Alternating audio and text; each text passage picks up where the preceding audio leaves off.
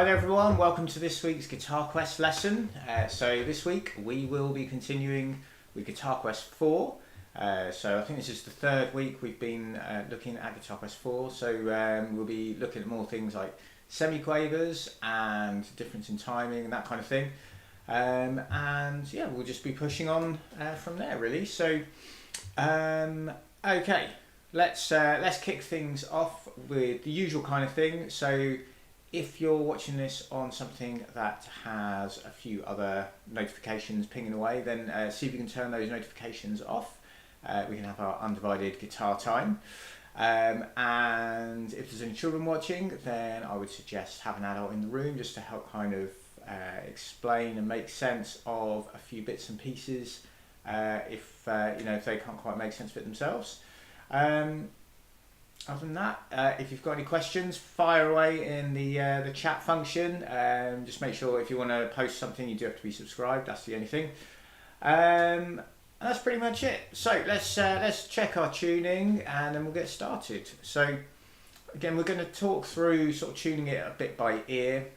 So this is our bottom E string. We're going to assume this one is correct. So just try and make sure you're in tune with this.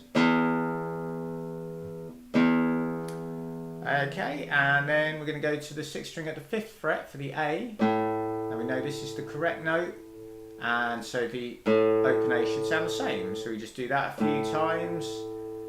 So if you're tuning by ear, you'd play the 6th string 5th fret, and if the 5th string fell off a bit, you just adjust that until you get to the same.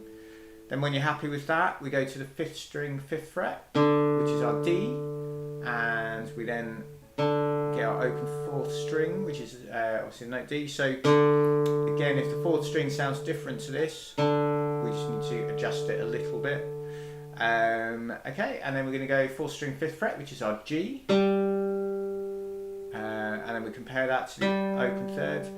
You might hear mine sounds a little bit flat.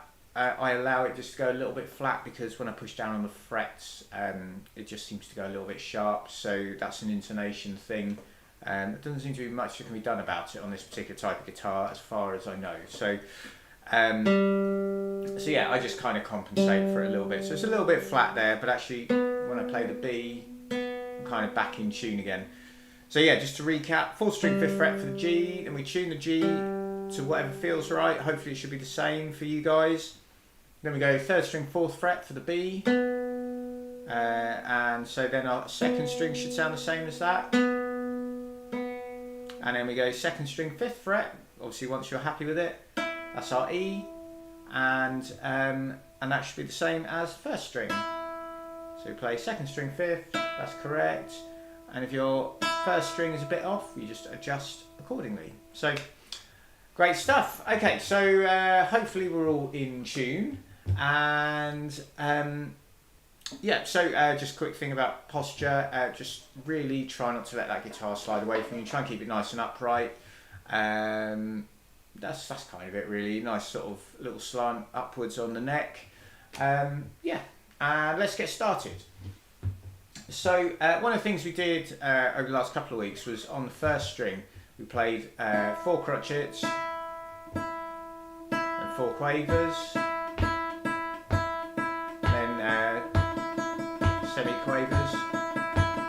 I think I said 4 quavers, I meant 8 quavers in the bar. So basically we're going to do that, but we're going to do it on the 2nd string, just because we've got a little bit less space to work with, so it might highlight any areas in your technique that may need attention.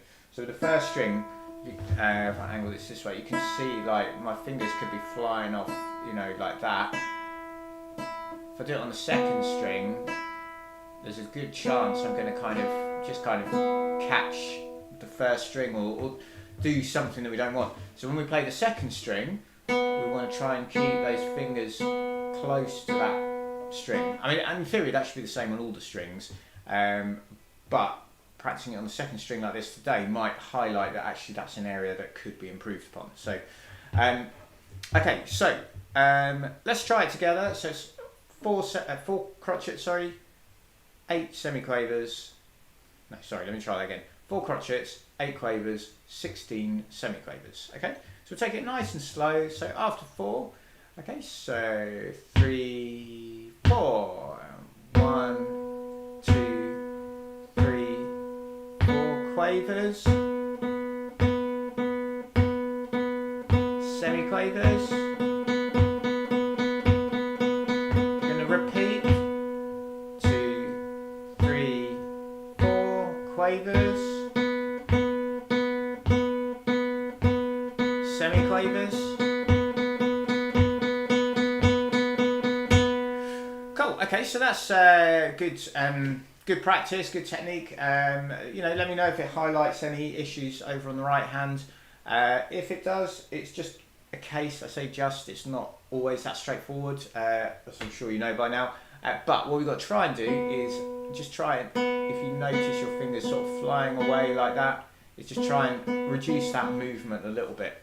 And if you watch fingerstyle players who can play really, really fast, so like flamenco players, for example, their fingers hardly move at all, and it's quite incredible. Like they'll play the note, and you know they just hardly move. So they're very, very close, and that's what allows them to get the speed up. So that's something to have at the back of your mind. You know, your goal might not be to play like a flamenco player, which is absolutely fine, but just all the same, we want to see if you can keep that movement fairly concise at least. So cool. Last week we talked about using exercise 1 as a bit of a warm-up, and obviously we've done a bit of a warm-up now anyway, but we'll go over exercise 1 and just have a play through that. Obviously we talked about this a couple of weeks ago now, so hopefully this is all okay. Cool, okay, I can still be seen and heard well, so that's good. That's what it needs to be, isn't it? So cool, okay, so let's try exercise 1 together. Just watch out for those semiquavers. Remember, we've got the coda section as well. So good luck if you're playing along. After 4, okay, so 1, 2, 3, 4.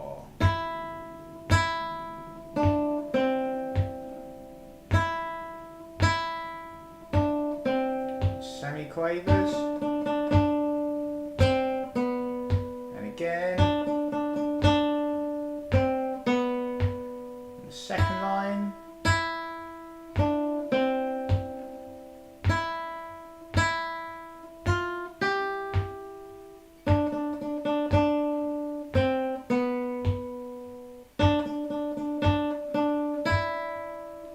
third line,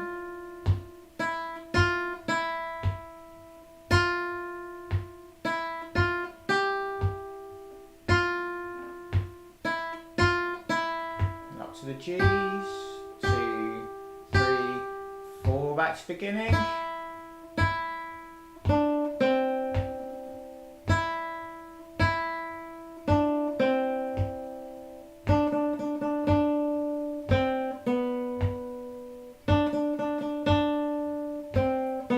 Second line.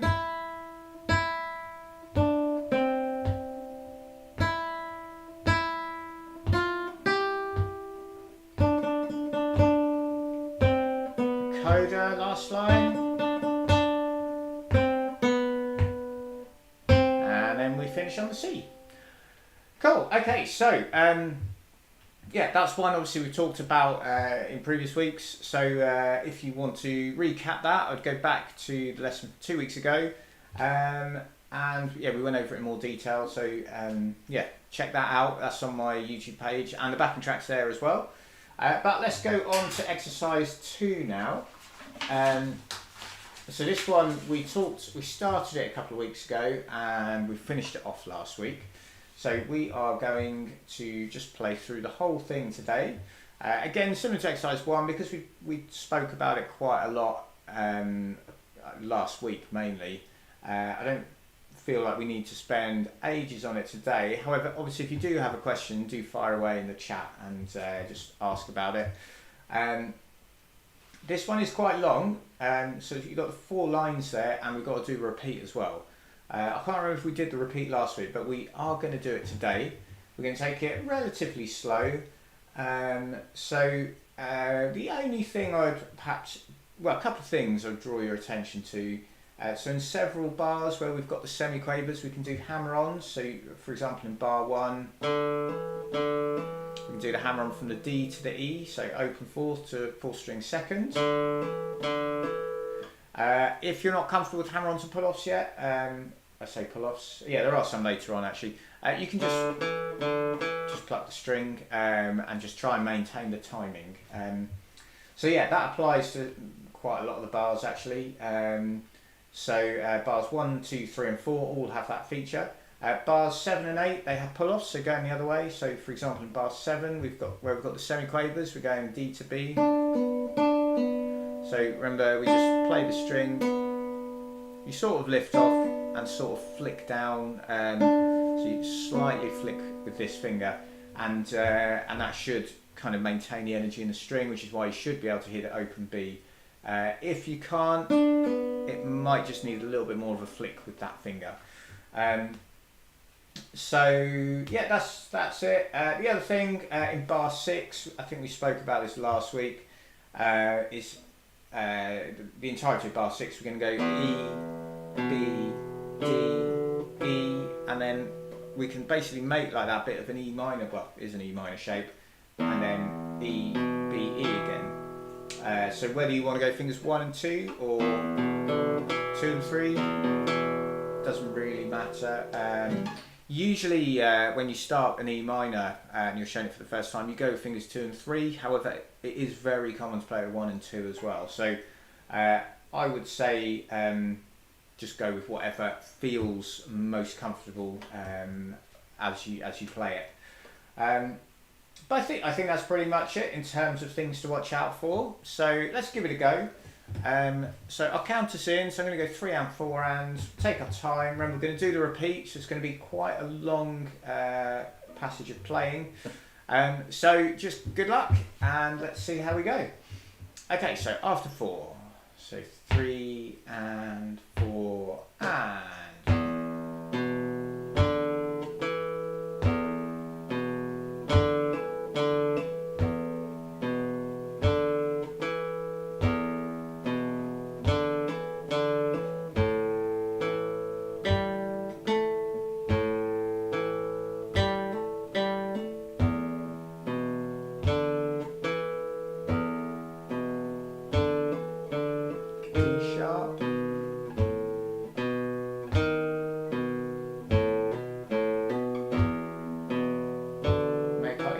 shape, third line,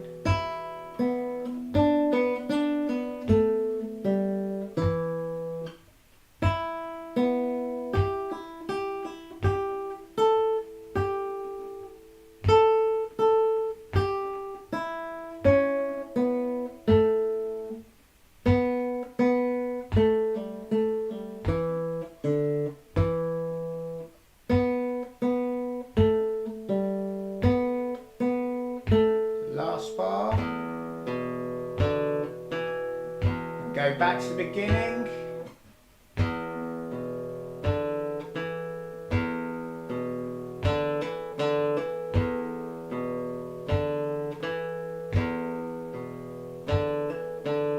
A,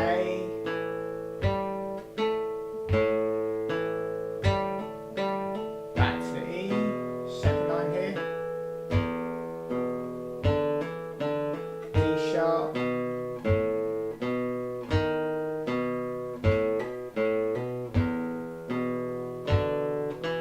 E minor shape, third line,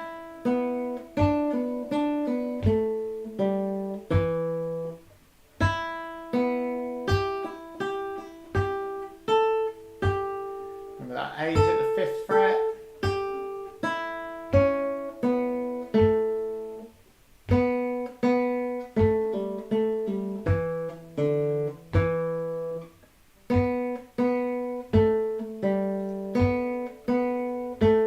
Minor idea, and that's where we're going to finish.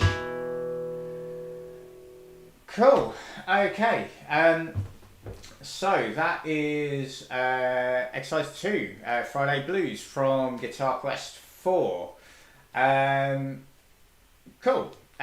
So, if that went well, please do give yourself a pat on the back, because it's quite long, there's quite a lot to be thinking about, but hopefully the whole idea of semiquavers is starting to kind of sink in and you're feeling relatively sort of comfortable, at least with the concept, even if you're perhaps finding that actually playing at that speed a bit more tricky.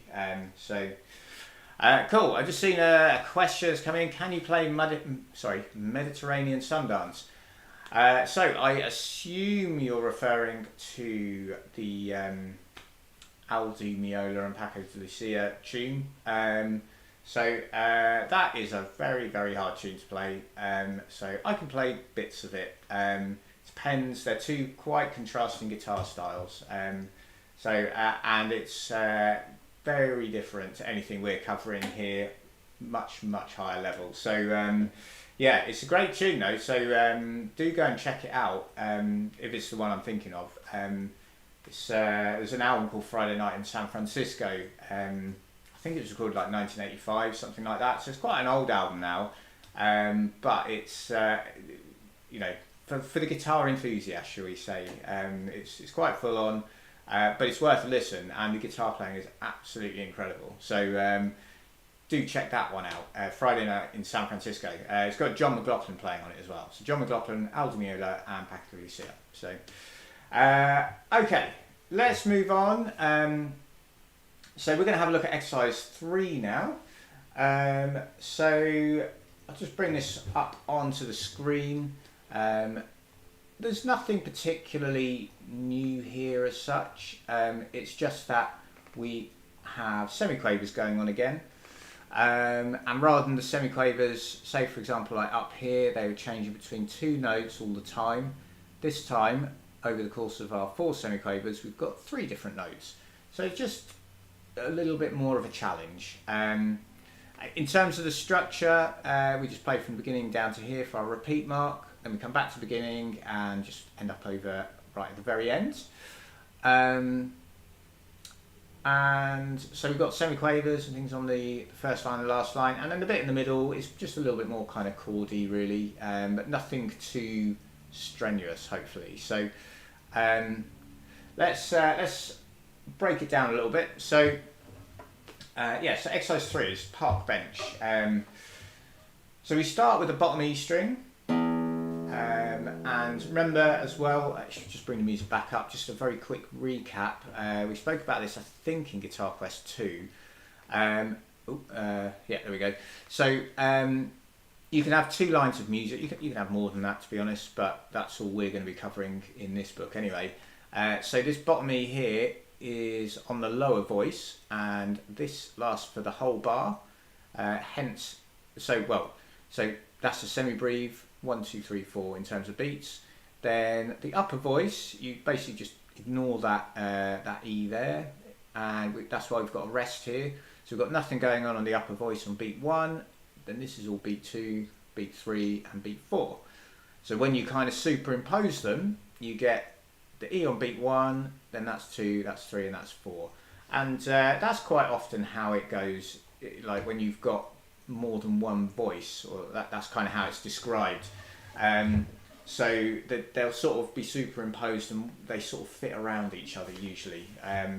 So that's why, if you're looking at it anyway and thinking, why is there a rest and a note and doesn't that add up to 5? And it's like, no, it doesn't quite. You just got to try and separate out the 2 different voices.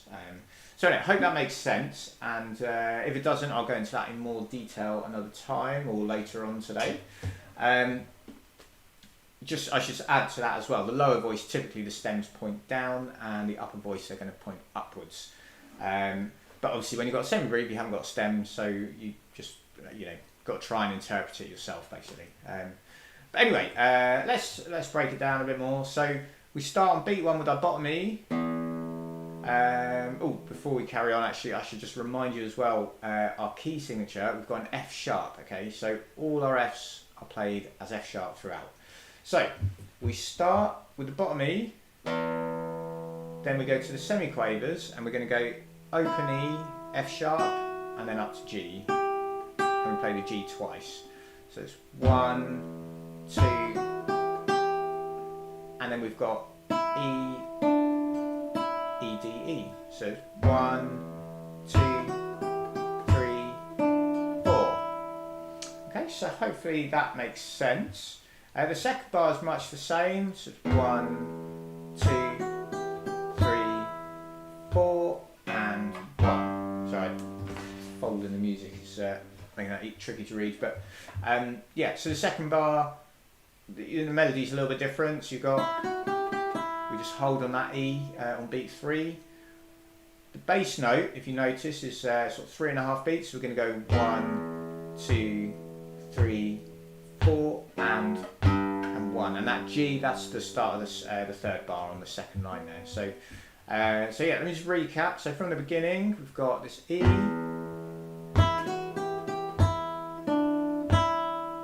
Again, 2, 3, 4, and 1. Okay, so again, hopefully that makes sense.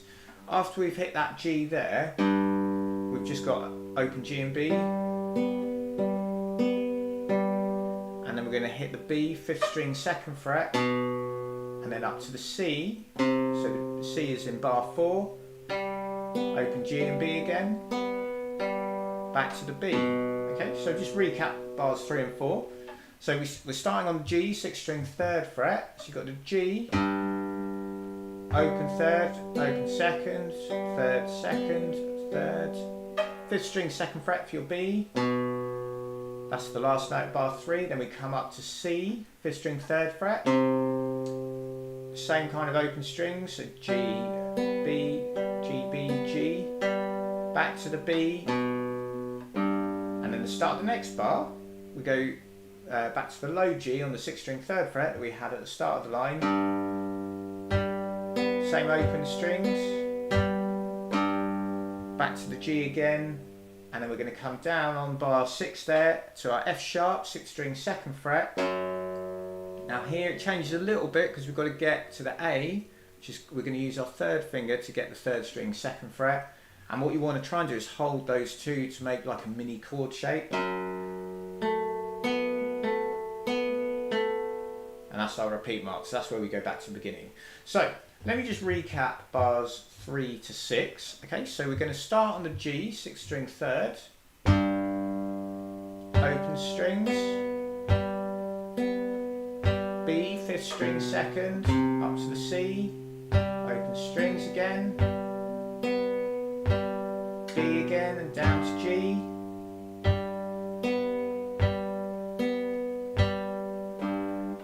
F sharp. I'm going to make that little chord shape. So that's that section. I'm just going to do it again, but I'm going to count through as we go. Okay.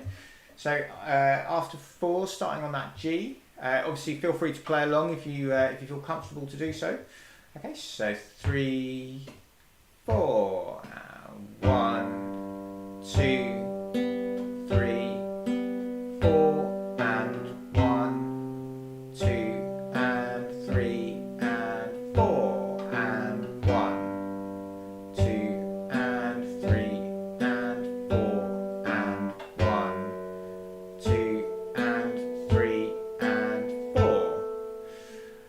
Okay, cool. So let's try that from the beginning and see if we can get through those first 6 bars. So I'll count us in. We'll go that kind of tempo. So good luck if you're going to play along. Let's see how you do. Okay, so after 4, so 3 and 4 and again. So 3 and 4 and 1 and 2, 3 and 4 and 1.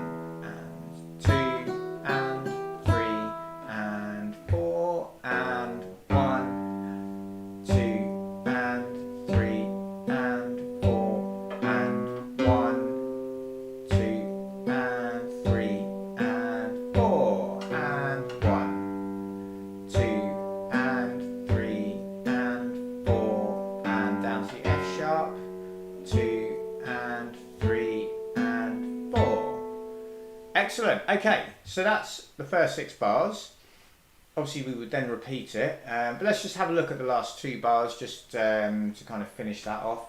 So these are nearly the same as bar 2. So you've got the bottom E on beat 1, then the semiquavers, quavers, and then a crotchet.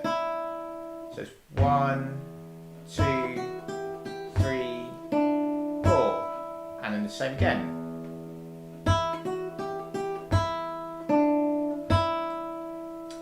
Okay, so that is our tune. So what I'm going to do is let's put the backing track on. I'll point at the music as well as usual, and we'll just see see what you think of it really. So okay, here we go.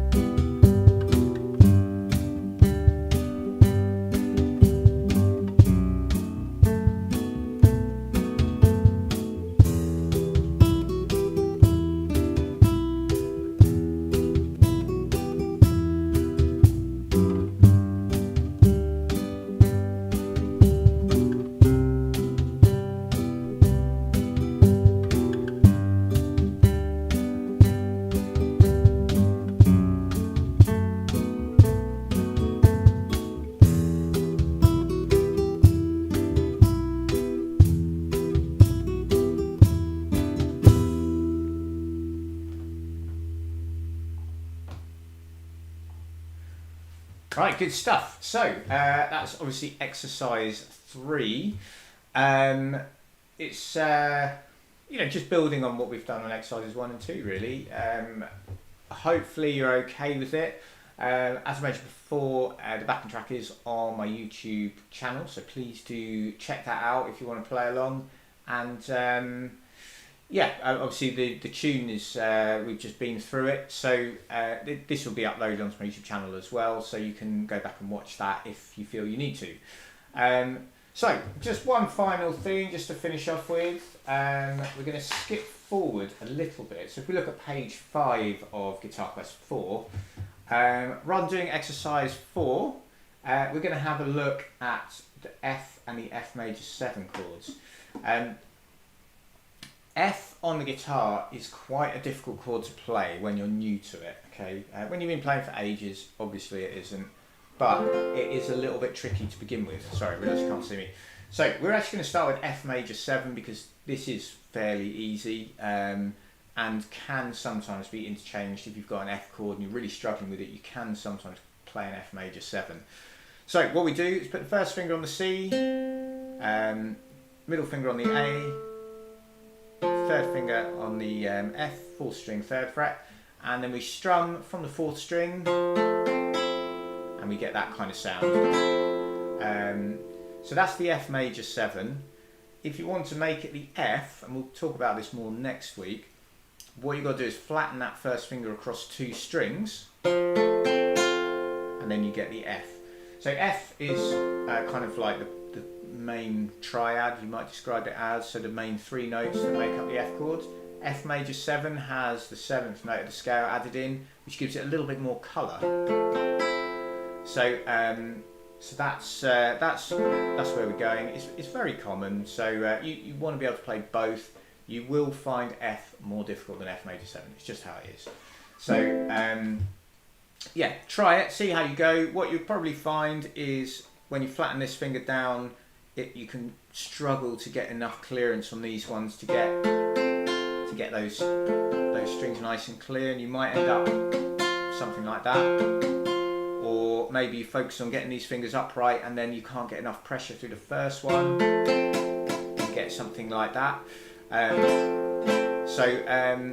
Just have a go, persevere. We'll talk about it a bit more next week, and there's a couple of things you can do or try anyway, just to try and make it a bit easier. But yeah, that's a good place for us to finish up today, I think. So, things to practice over the week then. So I think let's set exercise 2 as a warm-up. We'll probably do the quavers and semi-quavers thing that we did at the start. kind of thing. We'll probably do that again because I think that's just good technique really. So we'll try and work on that. So we'll do that, exercise 2, and then obviously we'll have a go at exercise 3 again next week, and we'll look at the F and the F major 7 chords in a little bit more detail. But just have a go at them, and let me know how you get on next week. We'll see. Obviously, we'll then push on with exercise 4 and more if we have time. So, great stuff. So that's a good place for us to finish up. So as I've alluded to, I'll be back again same time next week. So if you enjoyed the lesson today, please do give it a thumbs up. Please share these lessons around if you happen to know anyone that you think might be interested. Other than that, I will see you all next week. So very best of luck with the practice, and have a brilliant weekend, and I will see you soon. All right, take care then. Bye bye.